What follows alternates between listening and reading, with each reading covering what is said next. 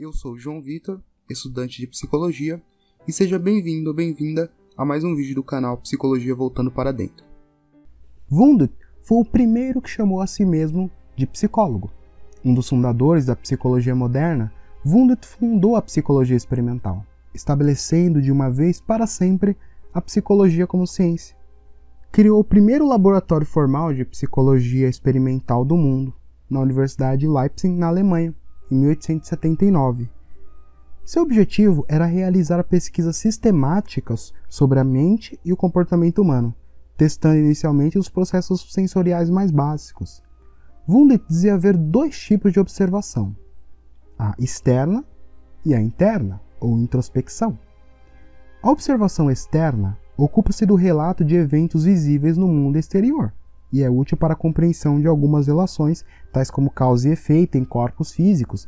Por exemplo, em testes de estímulo e resposta, se um choque elétrico é aplicado às terminações nervosas de um sapo morto, os músculos correspondentes contraem-se e fazem as pernas do sapo se mexer.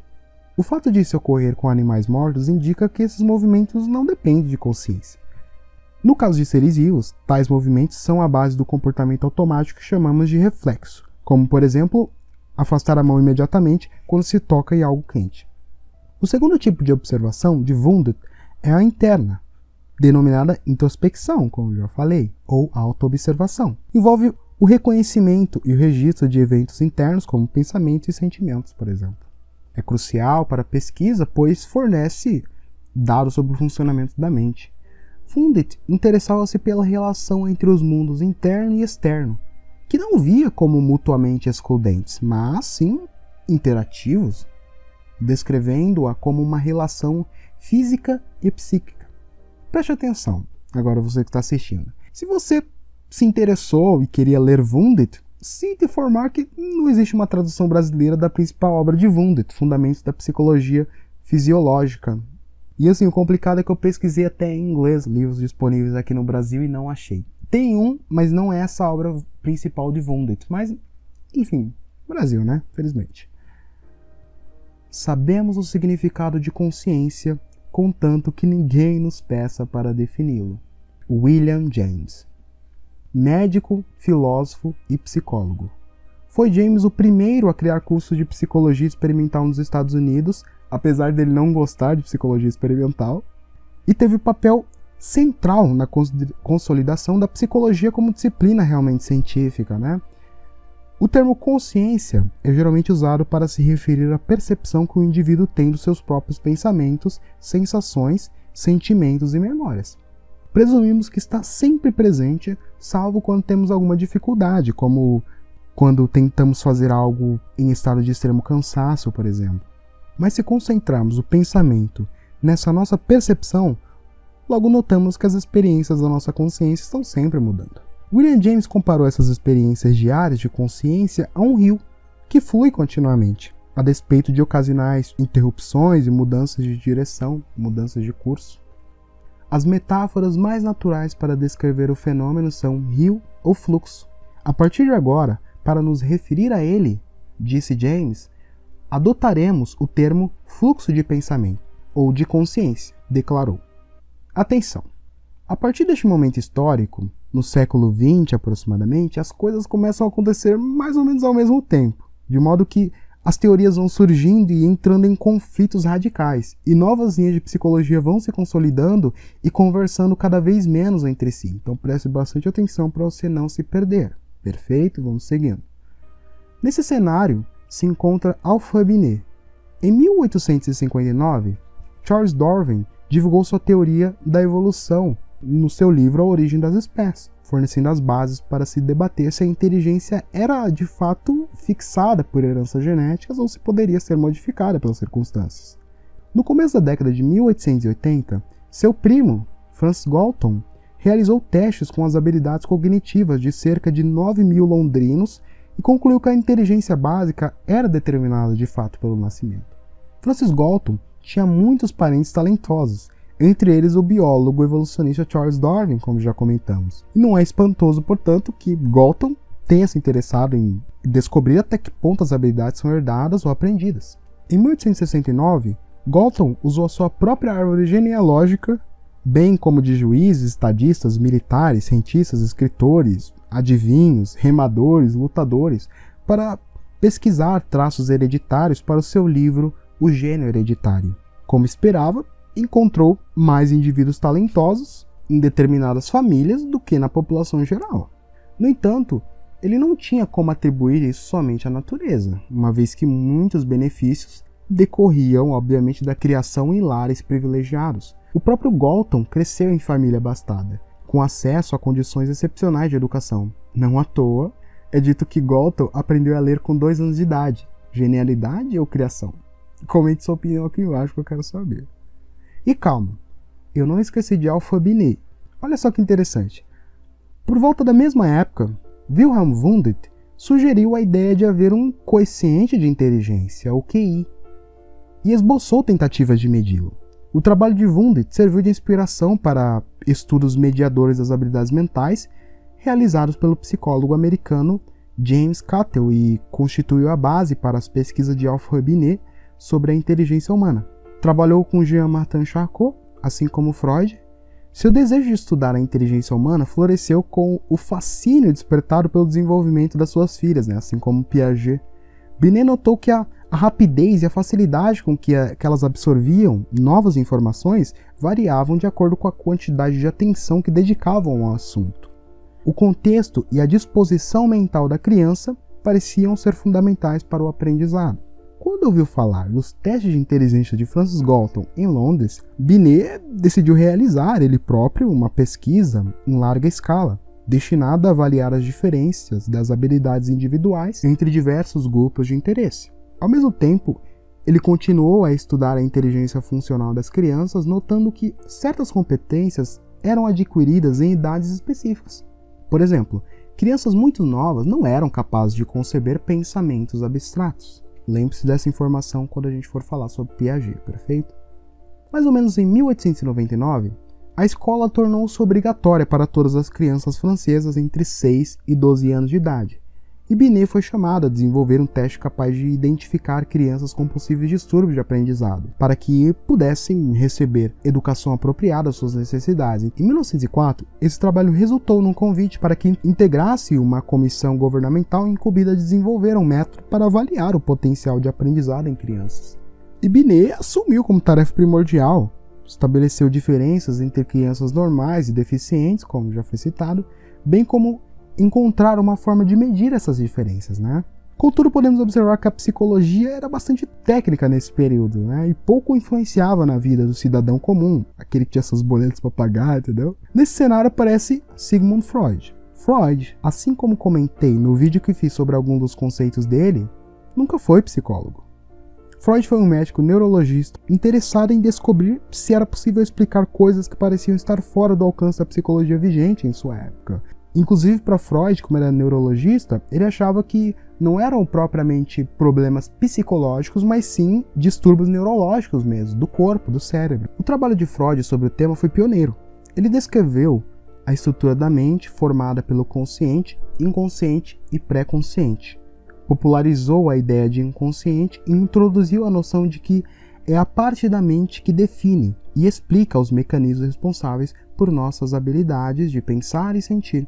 Freud foi apresentado ao mundo do inconsciente em 1885, quando conheceu o trabalho do neurologista francês, já conhecido nosso, Jean-Martin Charcot, que parecia tratar com sucesso os sintomas de doenças mentais de seus pacientes pelo uso da hipnose. Charcot considerava a histeria um distúrbio mental, causado por anormalidades no sistema nervoso, uma ideia que proporcionou novas e importantes possibilidades de tratamento.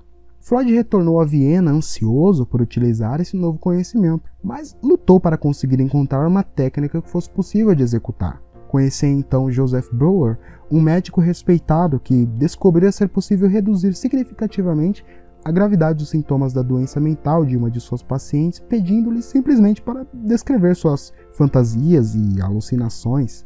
A famosa cura pela palavra. Breuer começou a usar a hipnose para facilitar o acesso da paciente às lembranças de eventos traumáticos e, após um período de 2 sessões semanais de hipnose, todos os sintomas haviam sido suavizados. Breuer concluiu que os sintomas da paciente eram produto das memórias, então, perturbadoras, ocultas em sua mente inconsciente, e que, ao dar voz aos pensamentos, essas memórias eram trazidas à consciência, possibilitando o desaparecimento dos sintomas.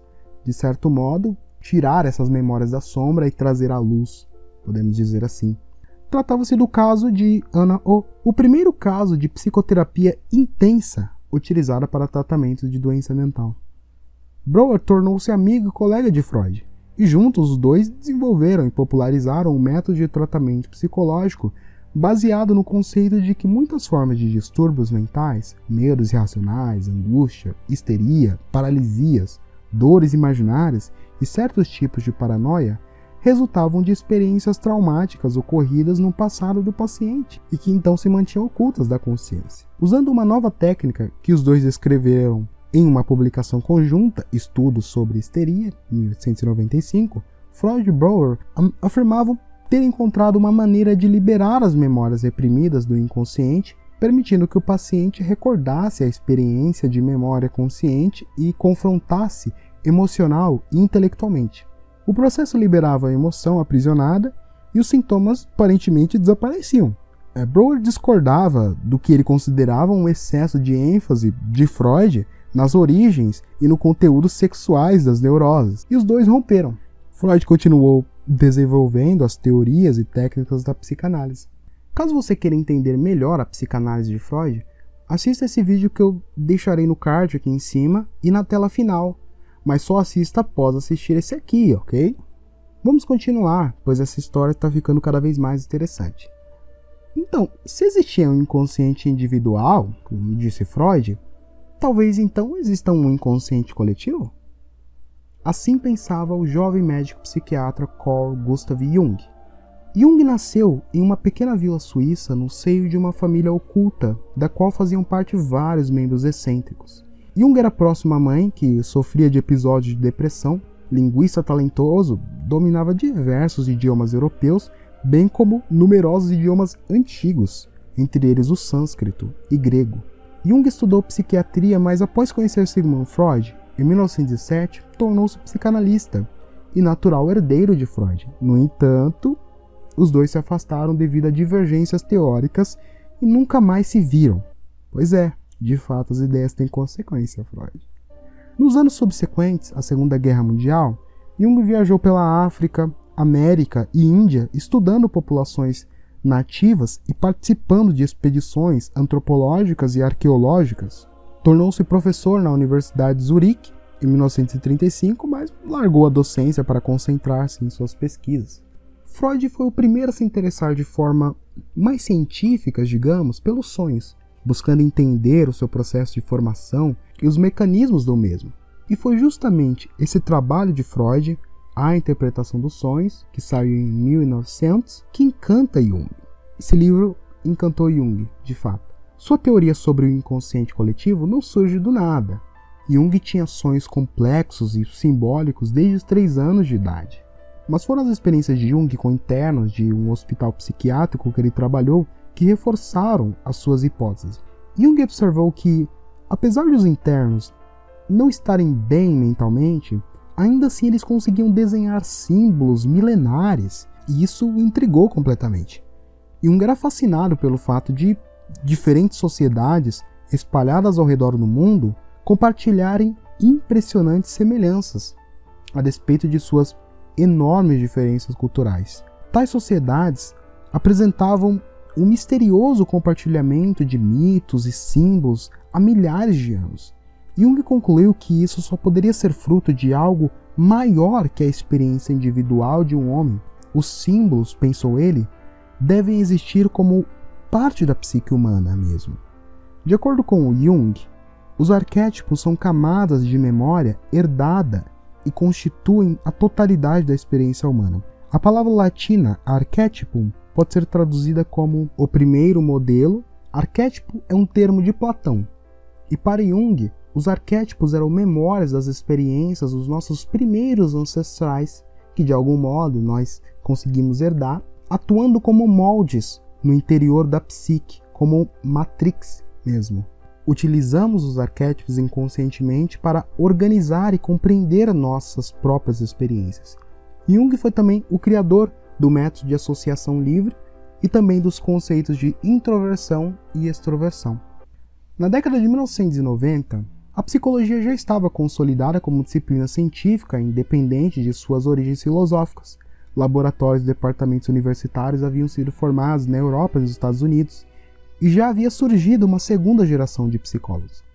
Nos Estados Unidos, psicólogos desejosos de assentar a nova disciplina sobre uma base objetiva e científica começaram a reagir contra a abordagem introspectiva e filosófica de William James e outros. Se a psicologia queria ser incluída entre as ciências, deveria basear-se em fenômenos observáveis e mensuráveis. A solução foi estudar a manifestação dos processos mentais, isto é, o comportamento, sob condições laboratoriais estritamente controladas. Como descreveu John B. Watson, a psicologia é aquela divisão da ciência natural cujo tema de interesse é o comportamento humano, o que se faz e o que se diz, o que foi aprendido e o que não foi. Os primeiros behavioristas, entre eles Edwin Guthrie e Edward Thorndike e Edward Tolman, conceberam experiências para observar o comportamento de animais em situações cuidadosamente planejadas. A partir desses testes, elaboraram teorias sobre aprendizagem, memória, condicionamento e o modo como os seres humanos interagem com o ambiente. Os primeiros behavioristas foram influenciados por experiências semelhantes desenvolvidas por fisiologistas interessados em processos físicos, e foi um fisiologista russo, Ivan Pavlov, que, sem querer, abriu o caminho para a emergente psicologia behaviorista, isto é, do comportamento.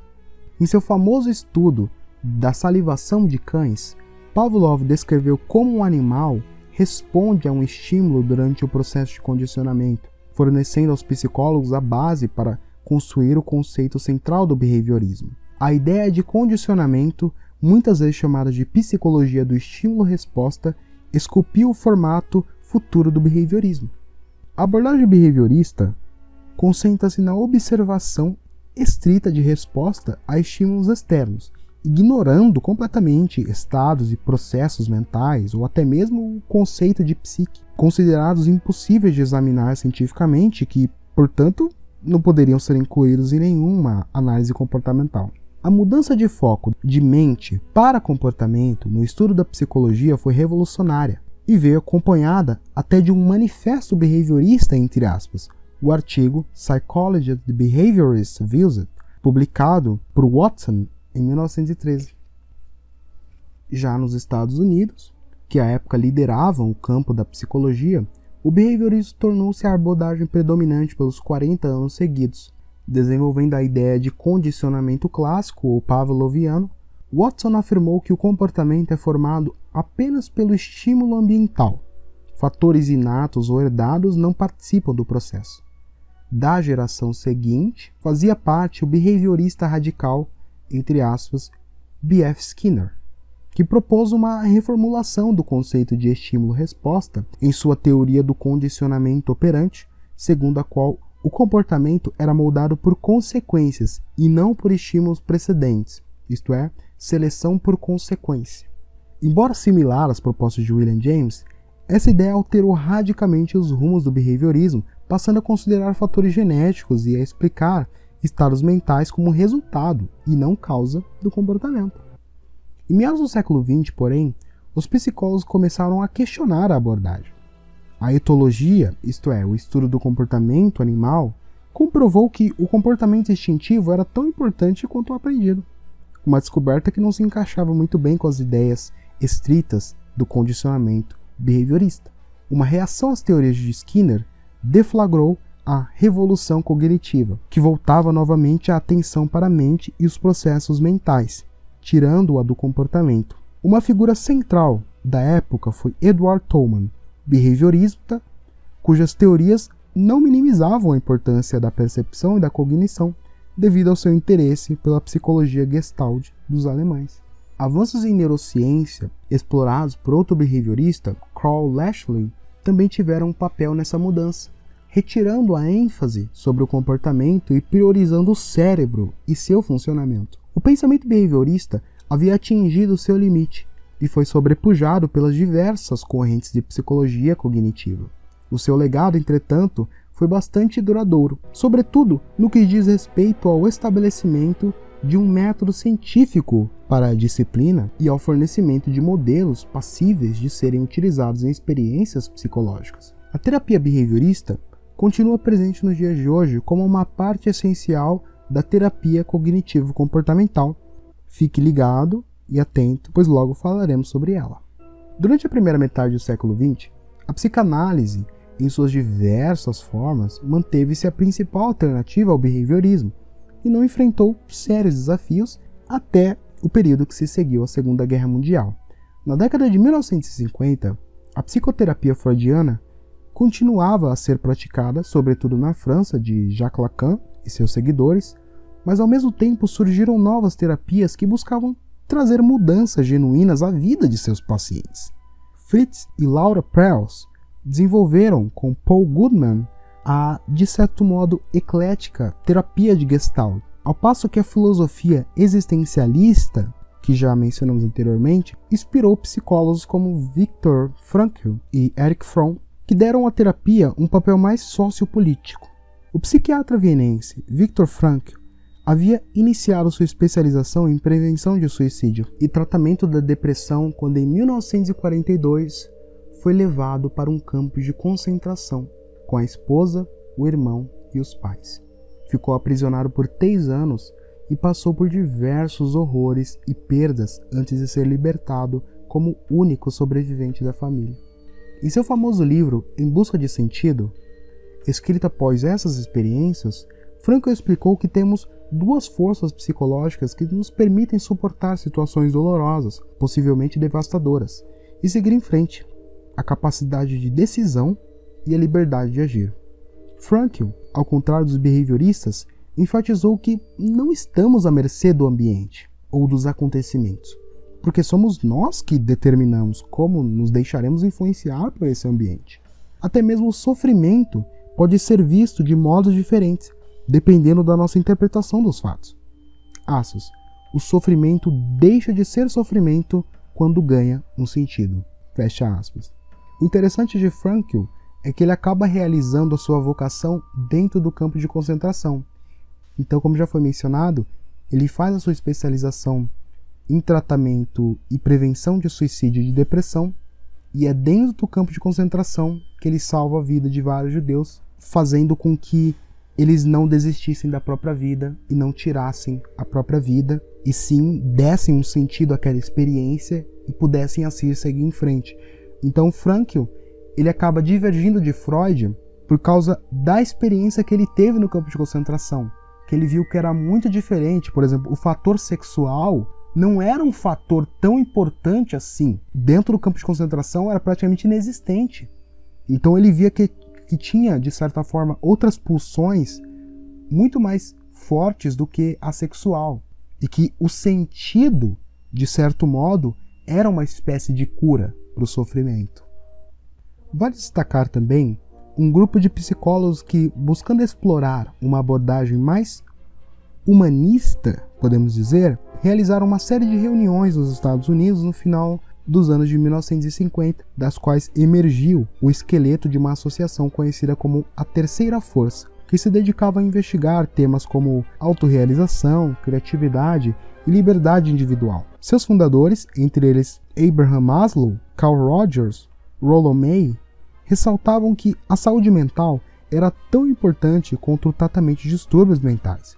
Talvez a ameaça mais significativa à psicanálise, naquele momento, tenha sido a psicologia cognitiva, que criticava a psicanálise por sua falta de evidências objetivas, no que se referia tanto às suas teorias quanto à sua eficiência como tratamento. Em contraste, a psicologia cognitiva produziu teorias comprovadas cientificamente e, mais tarde, práticas terapêuticas com eficiência clinicamente atestada. Os psicólogos cognitivos rejeitaram a psicanálise por julgá-la não científica e baseada em teorias impossíveis de se comprovar. Um detalhe aqui é que a psicanálise ela nunca se preocupou muito com dar provas científicas às suas teorias, de modo que, para a psicanálise, se aquele tratamento ele funcionava, não tinha por que fazer experimentos científicos para comprová-lo. Então, os cognitivos eles iam num rumo mais científico, tentando comprovar suas teorias e fazendo vários estudos, e os psicanalistas não faziam estudos. O fato de ter mais provas na psicologia cognitiva quer dizer que eles fizeram mais testes e comprovaram mais cientificamente. Mas a psicanálise praticamente não tem pesquisa científica. Mas não quer dizer que não funcione. Só esse detalhe para ficar bastante claro para a gente. A psicologia cognitiva, em contrapartida, oferecia psicoterapias baseadas em evidências, tais como a terapia racional emotivo-comportamental, TREC, de Albert Ellis, e a terapia cognitiva de Aaron Beck. Beck descobriu que a psicologia cognitiva oferecia uma terapia mais efetiva e era bem mais receptiva a um rigor objetivo. A terapia defendida por ele, e que depois incorporou aspectos da terapia behaviorista e técnicas de meditação, não demorou a se tornar um tratamento padrão para distúrbios como depressão e angústia e levou ao movimento da psicologia positiva, que buscava o bem-estar mental, em vez de apenas tratar doenças mentais. A ênfase de Freud no desenvolvimento infantil e na história pessoal teve grande influência sobre a psicologia desenvolvimentista e social. No final do século XX, psicoterapeutas como Guy Cornu, Virginia Satir, Donald Winnicott voltaram suas atenções para o ambiente familiar, ao passo que outros, como Timothy Leary e Dorothy Rowe, concentraram-se mais nas pressões sociais. Embora as ideias originais de Freud tenham sido questionadas com frequência ao longo dos anos, a evolução da psicanálise freudiana em direção à terapia cognitiva e à psicoterapia humanista resultou em grandes avanços para o tratamento da saúde mental e criou o modelo de que hoje chamamos de inconsciente, impulsos e comportamento.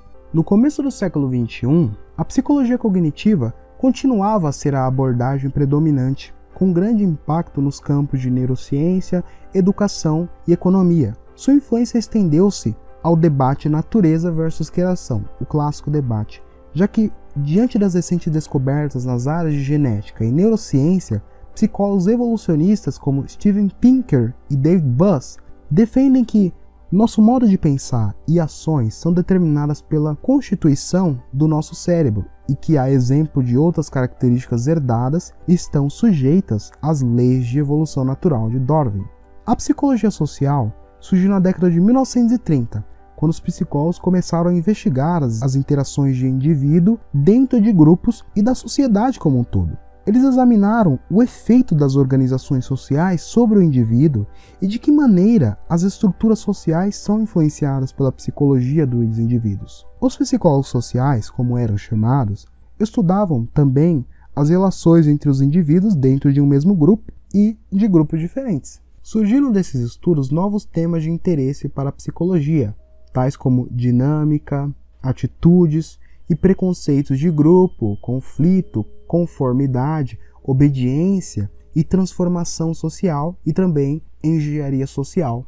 Um dos primeiros a conduzir um estudo sistemático da psicologia de grupo social foi o germano-americano Kurt Lewin. Considerado o pai da psicologia social, Lewin adotou uma nova perspectiva sobre a abordagem behaviorista dominante e propôs-se a investigar como o comportamento resulta da interação do indivíduo com o ambiente, bem como a natureza desse ambiente. Seus estudos de pequenos grupos abriram caminho para análises subsequentes sobre as dinâmicas de grupos e como os grupos e seus membros conseguem implementar mudanças. Kurt Lewin, então, elabora sua teoria do campo, segundo a qual o comportamento é determinado pelo espaço vital, isto é, a totalidade da situação em que a pessoa está inserida. No início do século XX, duas correntes principais analisavam o desenvolvimento psicológico de seres humanos, da infância à vida adulta. A teoria psicanalista de Freud concentrava-se no desenvolvimento psicossexual infantil, e o behaviorismo explicava os mecanismos do processo de aprendizagem. Contudo, o estudo do desenvolvimento em si, incluindo as transformações psicológicas, emocionais e perceptivas que ocorrem ao longo de uma vida, só começou a avançar na década de 1930, quando Jean Piaget refutou o pensamento tradicional, afirmando que a criança não é apenas um adulto em miniatura, que vai adquirindo conhecimento conforme seu corpo amadurece, mas é também um ser que passa por mudanças psicológicas extremas durante esse processo. Piaget levantou questões fundamentais, como se adquirimos conhecimento gradualmente ou em diferentes estágios, se certas habilidades são de fato inatas ou aprendidas e como o ambiente afeta o desenvolvimento. De acordo com a sua teoria de desenvolvimento cognitivo, o crescimento da criança em direção à vida adulta ocorre em diferentes fases, e em cada uma delas a criança aprende fazendo e não seguindo instruções. As ideias de Piaget abriram portas para um novo campo da psicologia do desenvolvimento e influenciam os círculos escolares até os dias de hoje. Outras teorias do desenvolvimento logo vieram à tona. Mesmo concordando com quase todas as descobertas de Piaget, Lev Vygotsky ressaltava que a criança precisava contar com a orientação de um adulto em diversos estágios de seu aprendizado e defendia a importância do ambiente social e cultural da criança. Para Lev Vygotsky, era importante um mediador entre o mundo e a criança para que ela aprendesse de fato o que é o mundo. Precisava de um mediador para explicar as coisas com mais profundidade. Erik Erikson também partiu dos conceitos de Piaget e identificou 8 estágios de desenvolvimento psicossocial, entre eles a crise de identidade da adolescência. A psicologia teórica tentou por muito tempo identificar e investigar aspectos da mente e do comportamento que são comuns a todos nós, mas os filósofos e depois os cientistas sempre consideraram que são as diferenças nas estruturas psicológicas que nos definem como indivíduos. Somente a partir do século XX, a personalidade tornou-se alvo de um estudo genuinamente científico. Não surpreende que os behavioristas vissem a personalidade, obviamente, como um produto do condicionamento e do ambiente, e a teoria psicanalista como o efeito das experiências passadas sobre o inconsciente.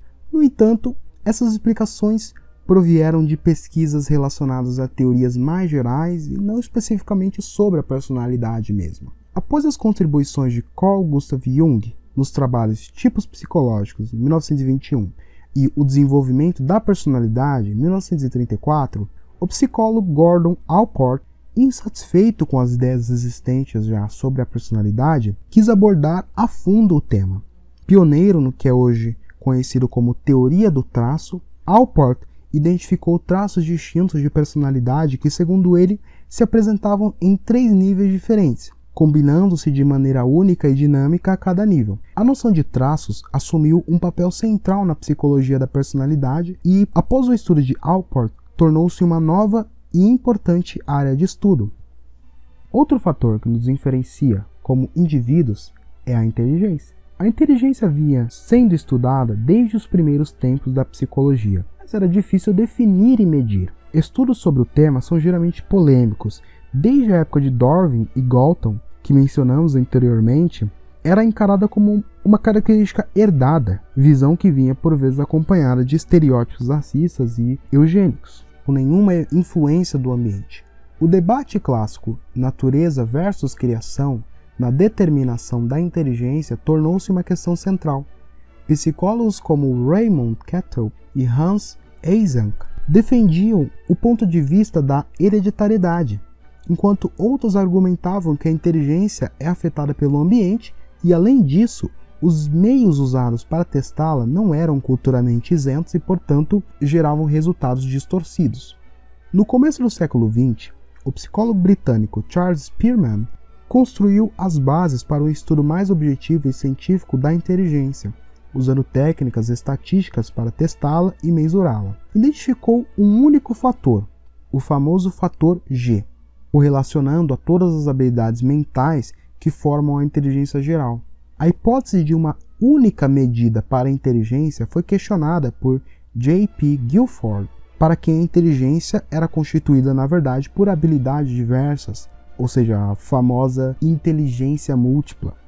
Essa ideia, que por sua vez deu origem à teoria de Raymond Cattell sobre a existência da inteligência fluida e da cristalizada, 2 graus de raciocínio e de pensamento crítico, outras áreas da psicologia da diferença vêm pesquisando as emoções e as expressões faciais em trabalhos pioneiros como de Paul Ekman e Nico Frege e os distúrbios psicológicos.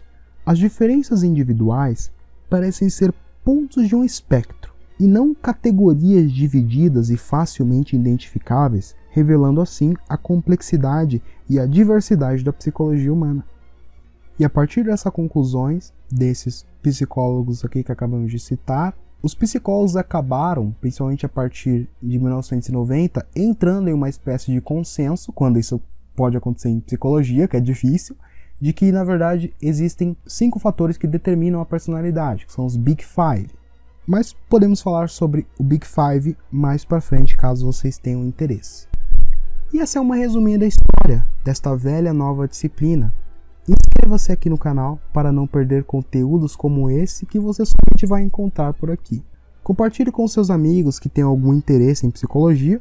Este foi sem dúvidas o vídeo que mais me deu trabalho para fazer, pessoal, de verdade. Espero que tenham gostado. Escolha um desses 2 vídeos que estarão aparecendo aqui na tela final, pois vão agregar muito para você.